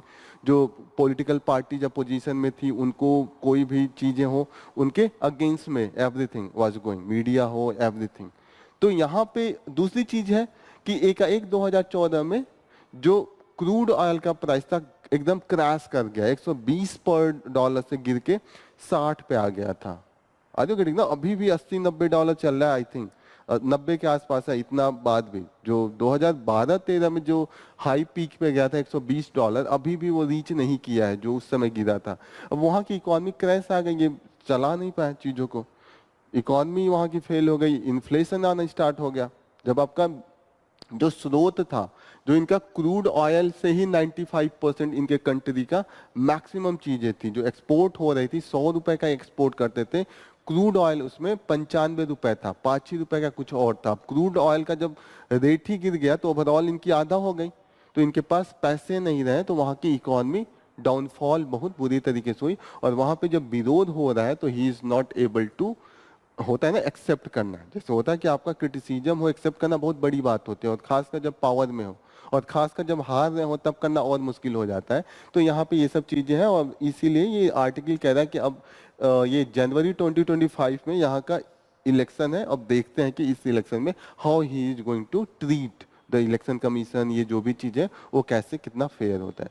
तो ये देख लीजिएगा, वेनेजुएला है ये, जो इनका क्या कैविज्म, कैविज्म क्या है, वही जो हुगो कैवेज लाए थे सोशलिज्म वाला पैटर्न, उसी को ही कैविज्म कहते हैं। इन्होंने लगा था कि एक बार फिर से मार्क्स को जिंदा कर देंगे। मार्क्स के बारे में आप लोगों ने पढ़ा होगा, जो सोशलिज्म जो कम्युनिज्म की बात कहें कि नहीं बोल, यस क्लियर है ना मार्क्स के बारे में। जो उन्होंने कहा था, एक बहुत फेमस स्टोरी है कि ये कि the workers of the world, you don't have anything to lose except the chains। जो होता है ना कि आपके पास सिर्फ जंजीरों में जो बंधे हैं वही लूज करने के लिए, और कुछ नहीं है, तो राइज करो और रिवोल्यूशन करो। तो वो बहुत फेमस उनका कोटेशन है। और जो इन्होंने लाया था उसका इम्पैक्ट भी पड़ा था। जैसे वेनेजुएला की जो पॉवर्टी थी 33% से घट के नियर अबाउट ये 33 पे आई थी, 61 से घट के, और जो एब्सोल्यूट पॉवर्टी थी 30 से घट के 11% पे आई थी। काफी जल्दी 10 सालों में इन्होंने काफी इम्प्रूव किया था। जो इन्होंने नए नए प्रोग्राम लाए थे वेलफेयर के लिए, उसका इम्पैक्ट आया था। लेकिन यहाँ पे इनके आने के बाद फिर से चीजें बढ़ गई हैं, वापस उसी कंडीशन में चली गई हैं। That is the main thing. दूसरी चीज है, ये सब तो नॉर्मल चीज है, ये जैसे इनको कोच के रूप में बना दिया गया है तो इनके पर्सनल लाइफ पे है, तो ये इतना कुछ खास नहीं है। गौतम गंभीर आप लोग जानते होंगे। और यहाँ पे यूपीएससी में क्या चल रही है कि इतना बड़ा हमारा यूपीएससी का इंस्टीट्यूट था, माना जाता था कि सबसे जो steel frame of the British rule था, कि ब्रिटिश इतने दिन कैसे रूल कर लिए, तो कहीं ना कहीं सिविल सर्विसेज को माना जाता है कि वो भी काफी स्ट्रांग थे, उसके दम पे भी कर लिया। और बाद में भी माना जाता था कि सरदार पटेल के अंडर में वो और स्ट्रांग हुआ था। लेकिन चीजें अब जिस तरीके से हो रही हैं, जैसे अभी तक लोगों को लगता था कि हर जगह करप्शन होता था, एक आम जनता को टच था कि यूपीएससी में नहीं होता है, मेहनत करेंगे तो पास हो जाएंगे, वहां पैसा नहीं चलता है, गरीब आदमी भी जा सकता है, ओके। लेकिन जिस तरीके से कंटिन्यूअसली अभी आ रहा है, अभी जो अमिताभ कांत हैं जो यहाँ पे नीति आयोग के चीफ भी रहे हैं, उन्होंने कहा कि बहुत से सेवरल केसेज है सच में यूपीएससी के जो अभी क्रॉप हुई हैं और जो अभी मतलब जांच होना चाहिए, तब जाके ट्रस्ट बनेगा, तभी होगा ना। जैसे अब आम जनता को क्या लगेगा कि अरे आपके ब्यूरोक्रेट्स हैं फादर, तो करा लीजिए कुछ भी चेंज। अभी भी उस तरीके का करप्शन नहीं है कि आप जैसे स्टेट पीसीएस है और एग्जामिनेशन में डायरेक्ट पैसा मांगते हैं कि इंटरव्यू में जाइए तो कहेंगे 10 लाख दीजिए, 15 लाख लीजिए। अब होता है ये चीजें, जो छोटे छोटे एग्जामिनेशन है, वनडे वाली एग्जाम है, या ये जो स्टेट पीसीएस तक में होता है, मैंने सुना है। ओके, लेकिन जो यूपीएससी में माना जाता था कि ये नहीं होता है, यूपीएससी में जो अभी भी ये भी करप्शन है, ऐसा नहीं है कि पैसा मांग के किए हैं, ऐसा किए कि चीजों को चेंज किया, फ्रॉड किया है। लेकिन पहले माना जाता था कि फ्रॉड करना भी यूपीएससी में बहुत कठिन है, वो सब चीज का जांच करा लेती है, हर चीज तक वो तह तक पहुंचती है। 3 फेज में जो धीरे धीरे वो हर चीज चेक करते हैं, पहले वो पेपर चेक करेंगे, फिर आपके होम टाउन तक जाके सब कुछ चेक करते हैं कि क्या कंडीशन कैसे है, कभी ना कभी किसी न किसी कंडीशन में पकड़ लेते हैं। लेकिन अभी चीज है कि नहीं पकड़ पाए, तो कहीं ना कहीं कुछ ऊपर छूट दिया गया था, मतलब जो अंदर ही थे उन लोगों ने चीजों को बाईपास किया होगा, तभी तो सिस्टम को बाईपास करने के कारण ही ये सब चीजें हुई थी। और कई केसेज आए लगातार। अभी एक कोई अभिषेक थे, काफी फेमस थे, गाना वाना डांस वांस कर रहे थे, आईएएस का डिजाइन दिए थे, उनका भी था कि उन्होंने ही फेक बनवाया था, काफी फेमस हो गए थे, कुछ गाना वाना गा के डांस वांस करके डिजाइन दे दिया था आईएएस से। हाँ, चुनाव भी लड़ने वाले थे। तो ऐसे ऐसे लोगों के खिलाफ आ रहा है कि ये लोग सब फेक ही हैं, क्योंकि उनके गुण देख के तो नहीं लगते थे कि वो आईएएस के लायक हैं, जैसे उनके गुण थे। हाँ, तो ये सब चीजें चल रही हैं, मतलब कि कैसे हुआ, क्यों हुआ, मतलब तो डिमांड बढ़े, तो यही है। This is all about. चीजें क्लियर है। मेन हमारा आज का जो है ये वाला जीरो बजट फार्मिंग, इस पे क्वेश्चन भी यूपीएससी मेंस में आया था। ठीक है, तो मैं देखता हूँ किस साल आया है, तो आज मैं पोस्ट करूंगा। ये जीरो बजट नेचुरल फार्मिंग पे एक यूपीएससी ने क्वेश्चन 3-4 साल पहले पूछा हुआ है मेंस में, तो आई विल पोस्ट। ठीक है, आज कल वाले के लिए बिम्स्टेक से एक क्वेश्चन सुबह पोस्ट किया था, तो वो आप लोग लिख के सबमिट करना स्टार्ट कीजिए आप लोग, ठीक है ना। So here we will conclude our session. Thank you for joining the session, all the best. अभी आपका क्लास चलेगा हिस्ट्री का, थोड़ा सा मैम लेंगी।